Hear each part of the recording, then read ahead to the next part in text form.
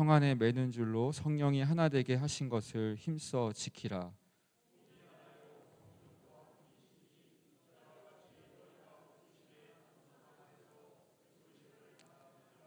주도 한 분이시요 믿음도 하나요 세례도 하나요. 하나님도 한 분이시니 곧 만유의 아버지시라. 만유 위에 계시고 만유를 통일하시고 만유 가운데 계시도다. 아멘. 할렐루야. 예배 오신 성도님들을 주님의 이름으로 사랑하고 환영합니다. 이 시간 부르심에 합당한 삶이라는 제목으로 말씀을 전해드릴 때에 다시 한번 부르심이란 무엇인가 그 의미를 마음에 되새기시고 또 그 부르심으로 말미암아 나의 삶의 모든 고민과 여러 문제들을 다시 한번 해결받으시는 은혜가 있으시기를 간절히 소망하고 기도합니다. 다시 이제 먼저 본문 1절을 제가 살펴보니 이렇게 말씀하고 있습니다. 제가 다시 한번 읽어드리겠습니다. 그러므로 주 안에서 갇힌 내가 너희를 권하노니 너희가 부르심을 받은 일에 합당하게 행하여. 이렇게 나와 있습니다. 이 에베소서의 저자는 누구입니까? 바로 바울입니다. 이 사도 바울은 자신이 감옥에 갇힌 일이 주 안에서 일어난 일이라고 말하였습니다. 지난 주일에 이제 우리 담임 목사님께서도 주 안에서를 강조해 주셨는데 저도 이제 묵상하는 가운데 이 주 안에서가 마음에 너무 많이 다가왔습니다. 이 사도 바울은 현재 자신이 감옥에 갇힌 상황이 말 그대로 어떤 중범죄를 저질러서 갇힌 것이 아니었기 때문에 그는 결코 자신을 어떻게 수치스럽거나 절망스럽게 볼 것이 아니라고 주장하였습니다.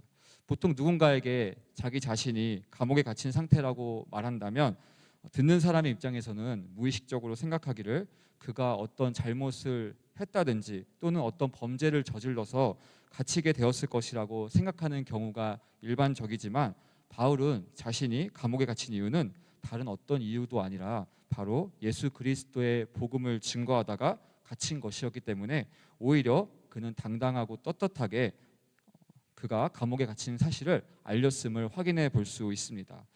바울은 자신이 갑작스럽게 감옥에 갇히게 됨으로써 자칫하면 혼란스러워할 수도 있는 그의 성도들을 안심시키고자 특별히 주님 안에서라는 단어를 사용함으로써 그는 감옥이라는 좋지 않은 환경 가운데 있었지만 하나님 아버지께서는 그럼에도 불구하고 여전히 그와 함께 하고 계시며 또 주님은 여전히 그를 통하여서 하나님의 뜻을 이루어가고 계심을 그는 고백하였다고 이해할 수 있습니다. 결국 이러한 바울의 상황이 오늘을 살아가는 우리 성도들에게 주는 교훈이 있다면 무엇이겠습니까? 단순히 나의 상황이 좋고 나쁨이 중요한 것이 아니라 그 가운데 하나님 아버지께서 함께 하시는가 그렇지 않은가가 중요함을 가르쳐 줍니다. 내 안에 주께서 함께 하시는가 아니면 그렇지 않은가가 바로 중요한 것이죠. 이와 관련하여 한 말씀을 제가 같이 읽으면 좋겠습니다. 바로 시편 84편 10절과 12절 말씀인데요. 우리 이것들을 한 목소리로 다 함께 읽으면 좋겠습니다. 시작. 주의 궁전에서 한 달이 다른 곳에서 첫날보다 나은즉 악인의 장막의 거함보다 내 하나님 문지기로 있는 것이 좋사오니 만군의 여호와여 주께 의지하는 자는 복이 있나이다. 아멘.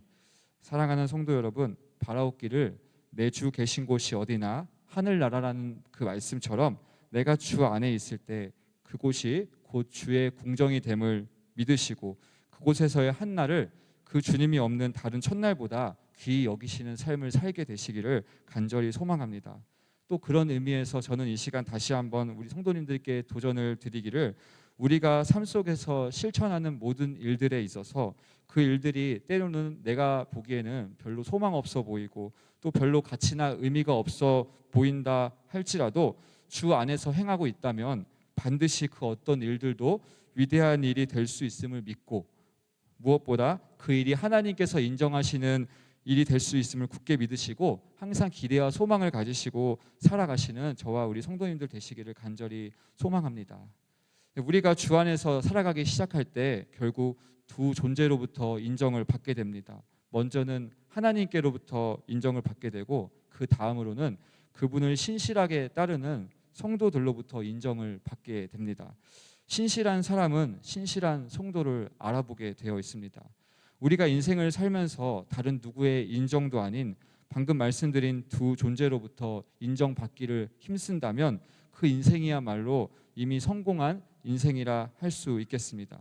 반대로 아무리 많은 사람들로부터 인정을 받는다고 한들 하나님께로부터 인정을 받지 못한다면 결국 실패한 인생이 될 것입니다.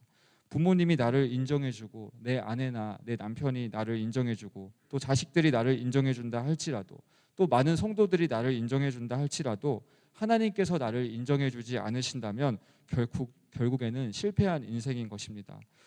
사람의 인정을 받으려고 하는 것만큼 어리석고 미련한 것이 없습니다. 왜냐하면 그와 같은 것들은 이미 썩어질 것들이며 영원하지 않은 것들이기 때문입니다. 정치인이나 연예인들이 누리는 인정이나 인기가 어떤 사건으로 인해서 하루아침에 식어버리는 것이 바로 그와 같습니다. 그러나 이제 우리는 어떻습니까?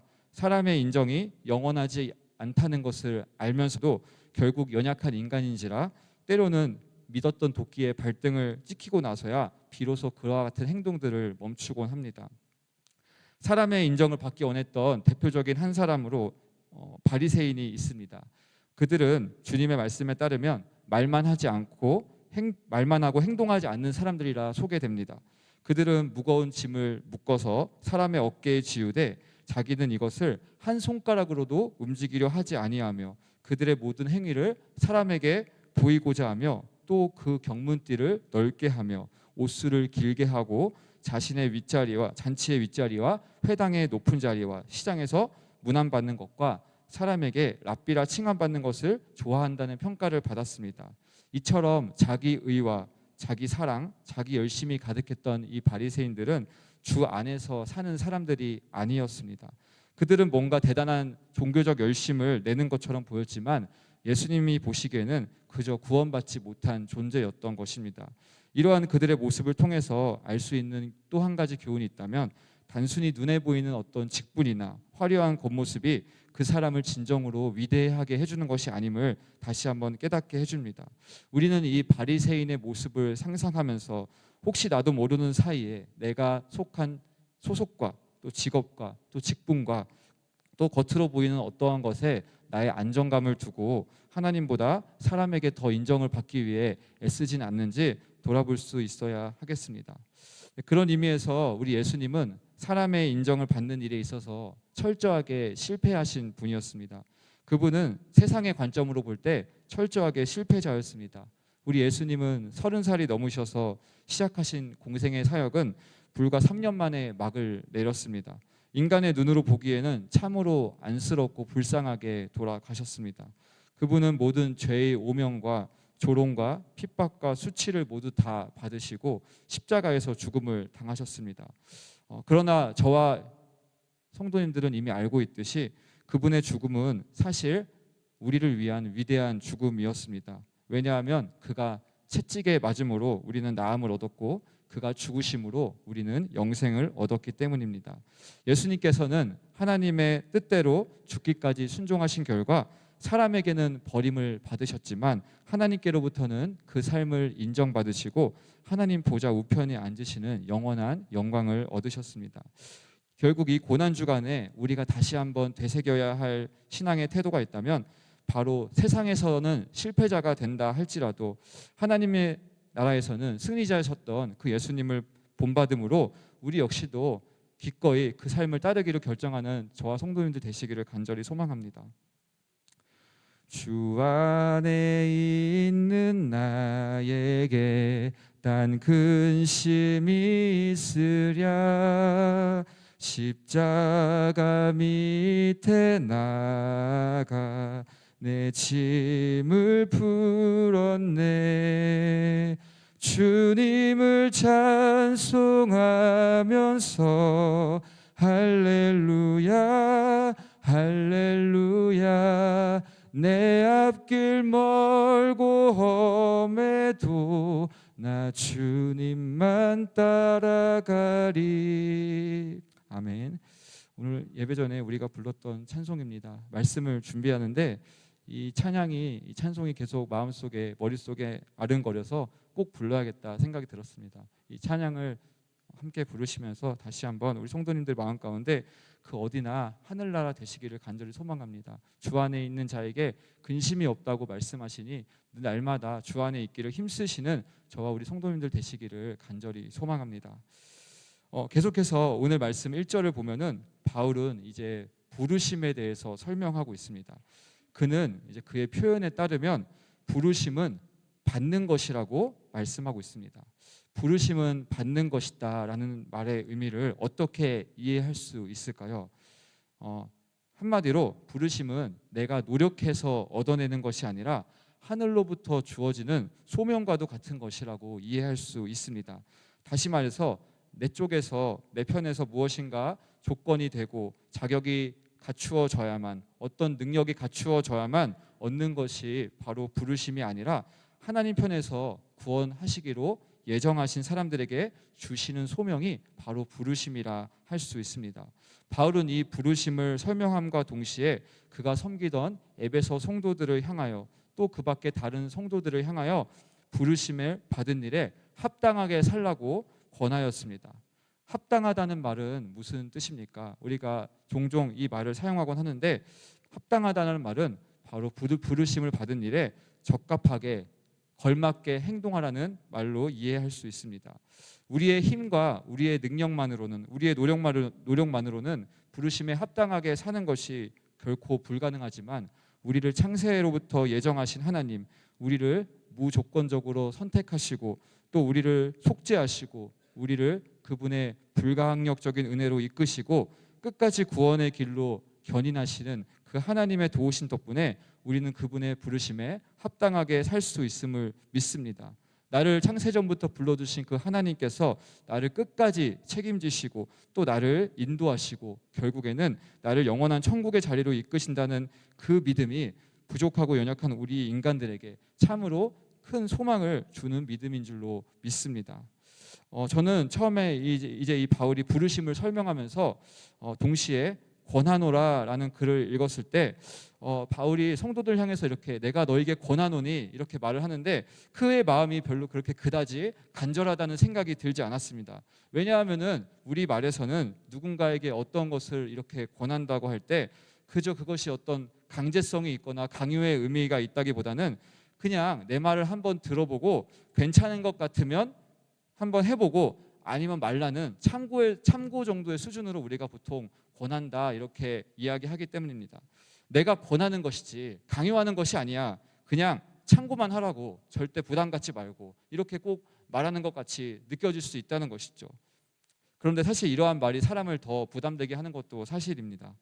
어쨌든 권한다는 것이 우리 말로만 이해하면은 어떤 간절함이 조금 부족해 보이는 단어처럼 느껴집니다. 그런데 제가 이제 이 권한다는 말을 정확히 어떤 느낌인지 궁금하여 이번에 영어로 된 성경을 한번 찾아보니 탄원하고 간청하고 간절히 원하는 뜻으로 이렇게 사용되고 있었습니다. 여러분, 성도님 여러분, 탄원이라는 단어를 혹시 들어본 적 있으십니까? 탄원이라는 단어는 주로 어디서 쓰입니까? 바로 법정에서 쓰입니다. 어떤 사람의 죄를 감형해 주거나 사면해 주기를 바라는 마음으로 그 피고인의 가족이나 지인이 탄원서라는 것을 제출합니다. 이때 탄원하는 사람의 태도는 어떠해야 하겠습니까? 결코 판사에게 자신의 글을 그저 참고만 해주십시오, 내 글을 읽어도 되고 안 읽어도 되고 내 말을 들어주셔도 되고 안 들어주셔도 됩니다라는 그런 마음으로 쓰겠습니까? 결코 그렇지 않습니다. 이 탄원자는 죄를 선고하는 재판장 앞에 자신을 최대한으로 낮추고 정말 피고인을 긍휼히 여기면 안 될 것 같은 안타까운 심정을 글을 통해 구구절절 나타내야만 합니다. 한자 한자 친필로 정성스럽게 꾹꾹 눌러 쓴 편지를 전달하는 것입니다. 제가 얼마 전에 본의 아니게 이렇게 탄원서를 써본 경험이 있었습니다. 후다닥 이렇게 타자기로 쳐서 줬더니 이것은 별로 진정성이 느껴지지 않는다고 연필로 써서 내야 된다고 하더라고요. 그래서 그때 처음 알게 되었습니다.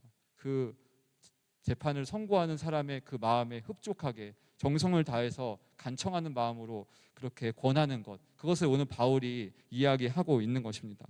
바울은 사실 어떻게 보면은 그 자신이 감옥에서 나오기 위해서 남들에게 나를 위해서 탄원 좀 해줘라, 나를 위해서 좀 간청 좀 해줘라, 그렇게 이야기해야 하는 존재였을지 모르겠으나 그는 오히려 본인이 감옥에 있음에도 당시에 바깥에서 여러 소문과 유혹으로 말미암아 부르심대로 살지 못하는 그의 신자들을 안타까워하며 또 그들의 영혼의 상태를 탄식하며 재판장 되신 하나님께 탄원하듯 그렇게 편지를 쓴 것입니다.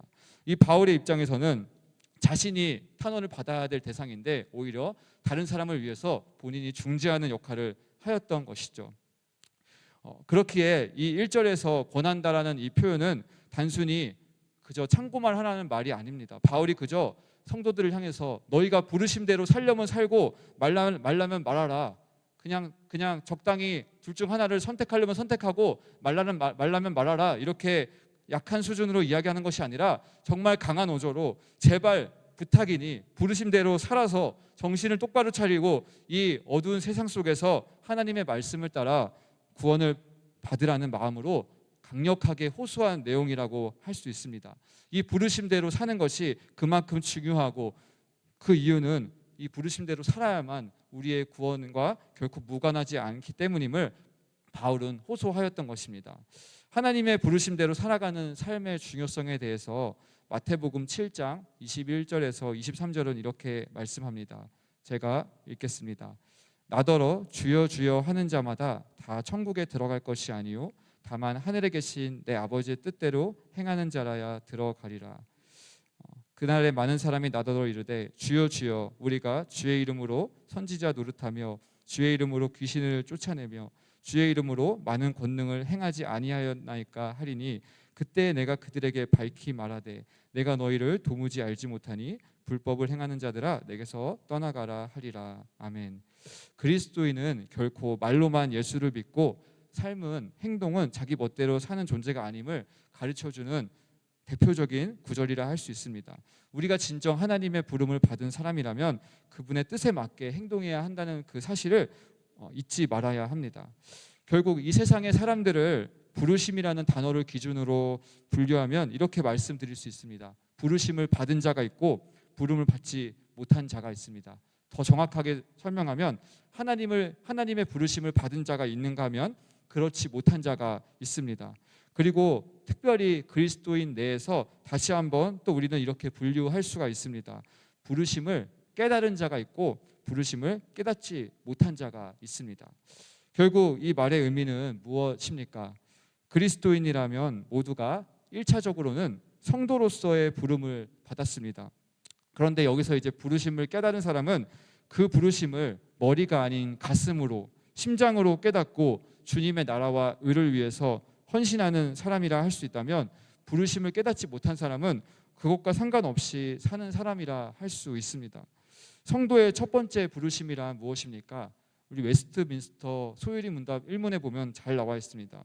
바로 하나님을 먼저 영화롭게 하며 그분을 영원토록 즐거워하는 것, 그분을 기뻐하는 것이 우리 인생의 목적이라고 나와 있습니다. 나보다 먼저 하나님이 중심이 되는 것이 바로 부르심으로 나아가는 첫 번째 길인 것입니다. 먼저 우리가 그분을 위해서 살기 시작할 때 반드시 우리에게도 영원한 구원과 즐거움이 있을 것임을 다시 한번 말씀을 통하여 믿으시는 우리 성도님들 되시기를 간절히 소망합니다. 더 나아가서 오늘 2절부터 4절을 살펴보면은 부르심을 좀 더 확장해서 설명하고 있습니다. 이 부분을 제가 좀 더 말씀을 준비하는 가운데 더 저에게 있어서는 좀 더 큰 은혜가 되었습니다. 바로 이 부르심이라는 것이 오늘 말씀 2절부터 4절을 잘 읽어보면은 개인을 넘어서 공동체로서의 의미를 가지고 있음을 깨닫게 해준다는 것입니다. 과연 이 2절부터 4절 말씀이 개인을 넘어서 어떻게 공동체로서의 의미도 담고 있다는 것인지 한번 저희들이 번갈아 가면서 말씀을 같이 읽으면 좋겠습니다. 2절부터 4절까지 제가 먼저 시작하며 읽겠습니다.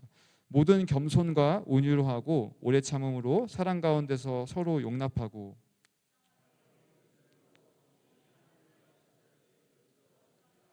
몸이 하나요 성령도 한 분이시니 이와 같이 너희가 부르심의 한 소망 안에서 부르심을 받았느니라. 아멘. 이렇게 나와 있습니다. 방금 읽은 이 말씀에 따르면 겸손하고 온유하고 오래 참고 사랑 가운데서 서로 용납하라고 바울은 말하고 있습니다. 너희가 성령 안에서 하나됨을 힘써 지키라고 말하고 있습니다. 너희가 부르심의 한 소망 안에서 부름을 받은 백성들이라고 그렇게 말을 하고 있다는 것입니다. 만약 우리가 단순히 개인으로만 부름을 받은 존재라면 이런 말씀이 굳이 필요할 이유가 없습니다. 겸손함도 필요 없고 온유함도 필요 없습니다. 사랑도 필요가 없습니다.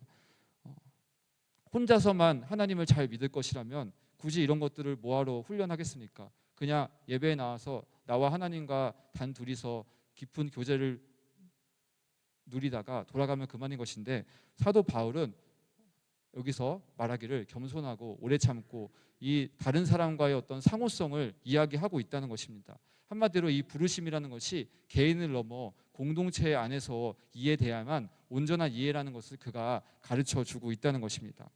안타깝게도 그동안 꽤 오랜 시간 많은 분들이 한때 이렇게 바울이 강조한 이 공동체성을 잊어버리고 그저 개인의 부르심만을 그렇게 취하며 살았습니다. 어쩌면 지금도 이와 같이 살고 있을지도 모르겠습니다. 코로나가 한창이던 시절에 가장 먼저 신앙에서 배제된 것이 바로 이웃이었습니다.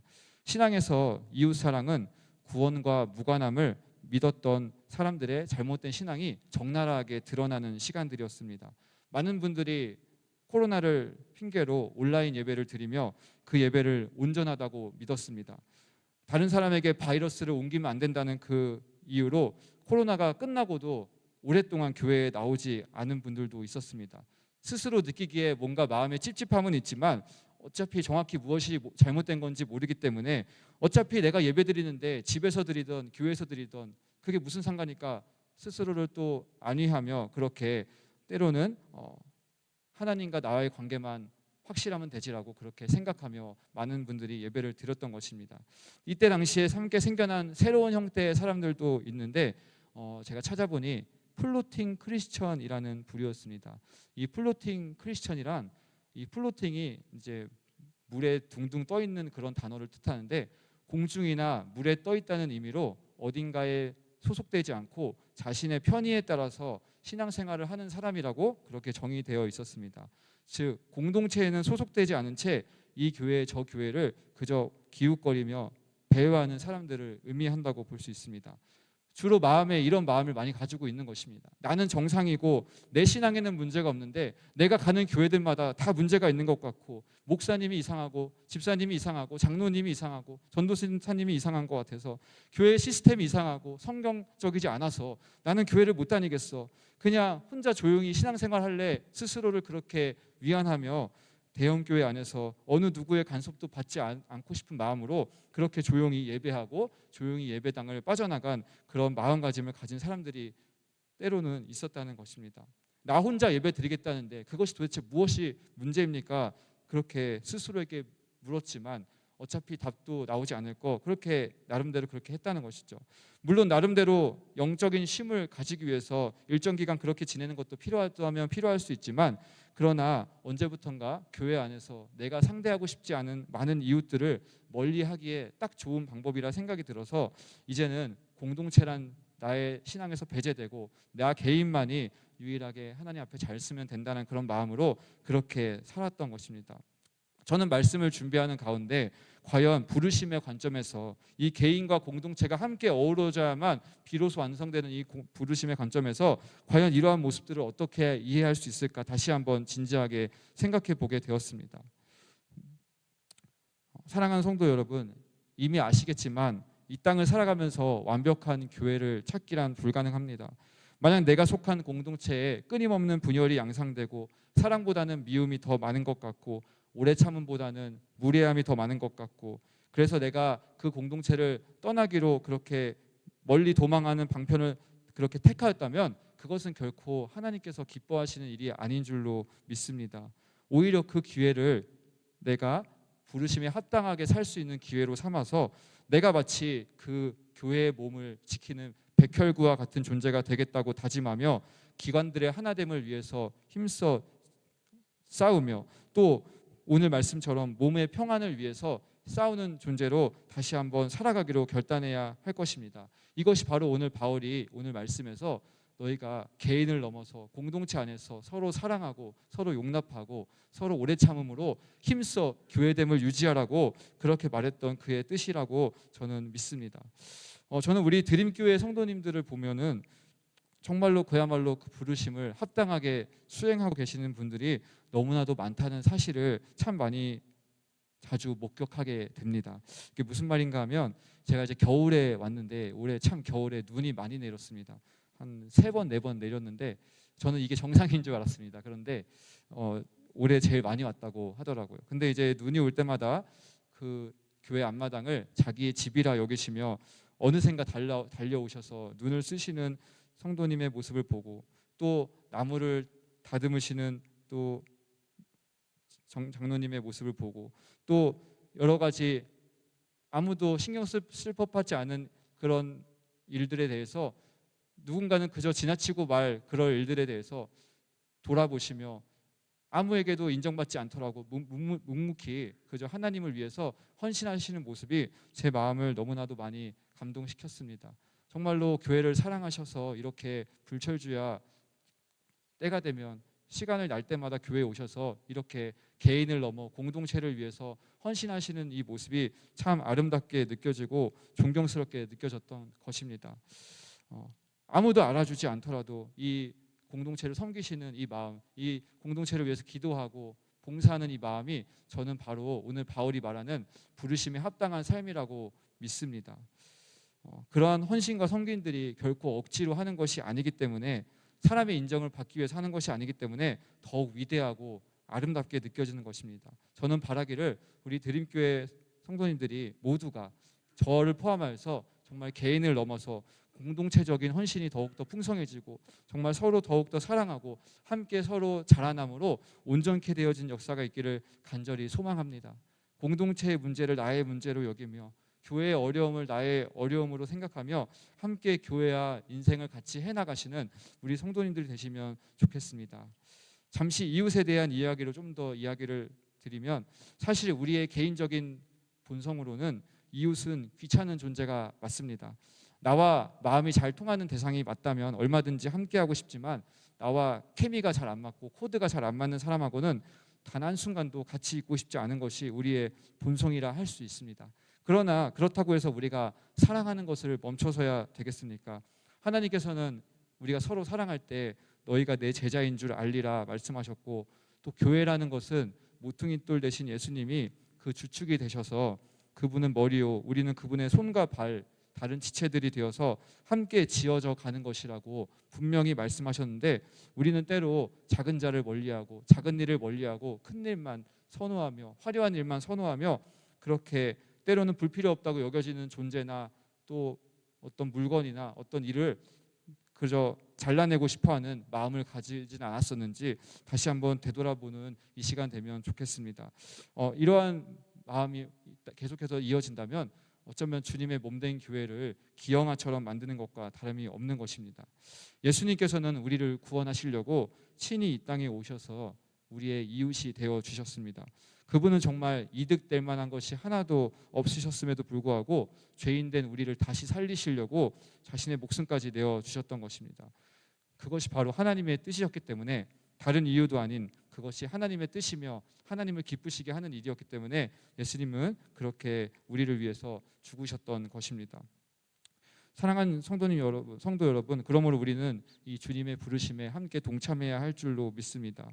단순히 하나님을 바라보고 돌아오는 것을 예배라고 여겼던 사고방식에서 한 걸음 더 나아가 나의 이웃을 바라보고 세상을 바라보는 저와 여러분이 되면 좋겠습니다. 이웃을 향한 사랑은 하나님을 향한 사랑과 비교할 때 결코 작지 않으며 어떤 선택도 아니고 의무임을 깨닫는 우리가 되면 좋겠습니다. 우리가 모두 이 부르심에 합당하게 살아갈 때 교회도 살아날 것이고 또 나의 가정도 살아날 것이고 나라와 민족도 살아나게 될 줄로 믿습니다.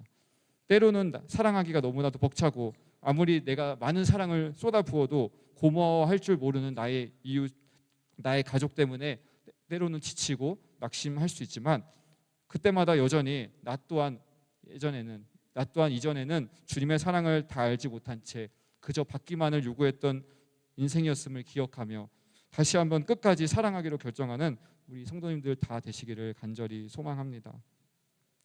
마지막으로 말씀을 맺기 앞서서 다시 한번 오늘 부르심을 대하는 사람들의 마음은 어떠한지 한번 좀 더 말씀드리고자 합니다. 오늘날 사람들이 믿는 사람이건 믿지 않는 사람이건 부르심에 대해서 어떻게 생각하시는지, 이 소명이라는 것에 대해서, 이 비전과 목표라는 것에 대해서 어떻게 생각하며 살아가는지를 함께 나누고 싶습니다.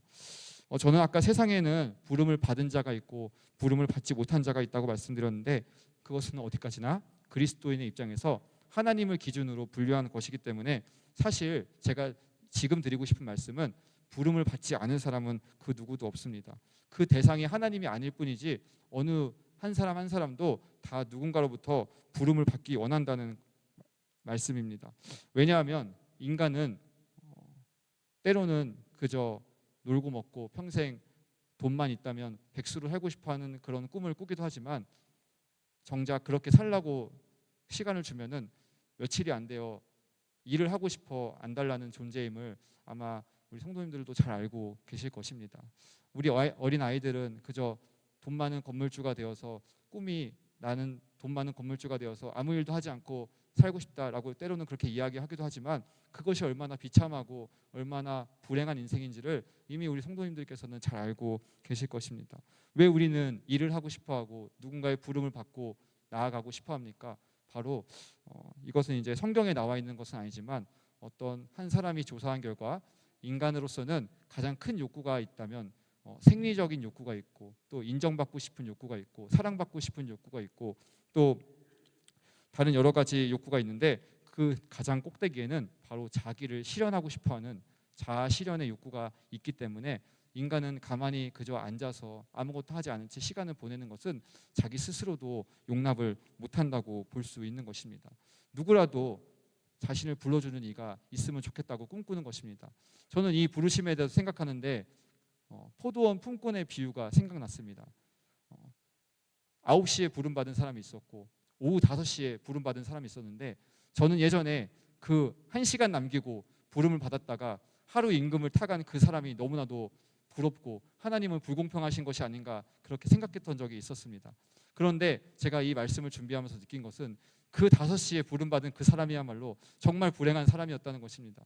그것을 인생에 비유할 때 얼마나 그가 속상했겠습니까? 자기도 일을 하고 싶은데 아무도 자기를 써주는 사람이 없어서 그저 그렇게 길거리를 배회하고 있는 그 시간들이 얼마나 수치스럽고 절망스러웠겠습니까? 그때 주님이 그들을 불러주시고 그에게 소명을 주시고 또 그에게 그에 합당한 또 필요와 모든 것들을 채워주셨던 것입니다.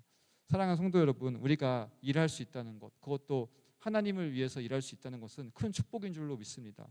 때로는 우리가 많이 힘들고 지칠 수 있지만, 때로는 일터에서 직장에서 때로는 속상한 일이 있을 수 있지만, 그럼에도 불구하고 우리가 놀지 않고 무언가 소명이라 여기며 살아가는 것 자체가 하나님께서 우리에게 복 주시려고, 우리에게 진정한 만족을 주시려고 그러한 일을 행하셨음을 믿습니다. 사랑하는 성도 여러분, 이 시간 한 가지 질문을 드립니다. 나는 현재 어떠한 부르심을 목표로 살고 있습니까? 바라옵기는 그 부르심이 단순히 이 세상에서만 유효한 부르심이 아니게 되시기를 간절히 소망합니다. 단순히 이 세상에서만 의미 있는 돈이나 명예나 사람의 인정이 되지 않으시기를 간절히 기도합니다. 오직 우리의 부르심의 주체는 하나님 한 분만 되셔야 할 줄로 믿습니다. 우리가 먼저 하나님을 구할 때 하나님께서 우리의 부르심, 우리의 소명과 우리의 사명을 더욱더 풍성하고 구체적이고 완벽하게 풀어 가실 것입니다. 오늘 말씀을 정리하면서 부르심에 합당한 삶이란 무엇인가, 제가 딱 한 단어로, 한 문장으로 요약해드리면 바로 교회가 답입니다라고 이렇게 말씀드릴 수 있겠습니다. 오늘 사도 바울은 개인과 공동체의 부르심을 함께 생각하자, 이전에는 개인만 생각했던 나라면 이제는 공동체도 함께 돌아보는 부르심을 취함으로 완벽하게 그분의 부르심에 따라서 살아가자, 이것이 저의 오늘 본문에서 핵심 메시지라 할 수 있는데, 저는 개인과 공동체 안에서 함께 그 부르심을 일구어가는 것이 교회가 아니면 무엇이겠는가라는 생각이 들었습니다. 사랑하는 성도 여러분, 우리가 삶에서 많이 지치고 때로는 나의 이웃 때문에, 나의 가족 때문에 도피처가 필요할 때 그 도피처는 늘 교회가 되시기를 간절히 소망합니다. 어떤 상황과 환경에서든지, 심지어 교회 안에서 내가 어떤 알지 못할, 누군가에게 말 못할 상처를 당했다 할지라도 교회가 답이 되셔서 그 교회 안에서 문제의 실마리를 풀어가시는 저와 성도님들 되시기를 간절히 소망합니다. 그래서 오늘도 이 자리에 나와 계신 줄로 믿습니다. 오늘 우리가 이 시간 함께 기도하실 때 다시 한번 나의 하나님을 더욱더 사랑하고 나의 이웃을 더욱더 내 몸과 같이 사랑하시는 우리 모든 성도님들 되시기를 간절히 소망합니다. 이 시간 부름받아 나선이 몸 함께 찬양하며 기도함으로 나아가면 좋겠습니다.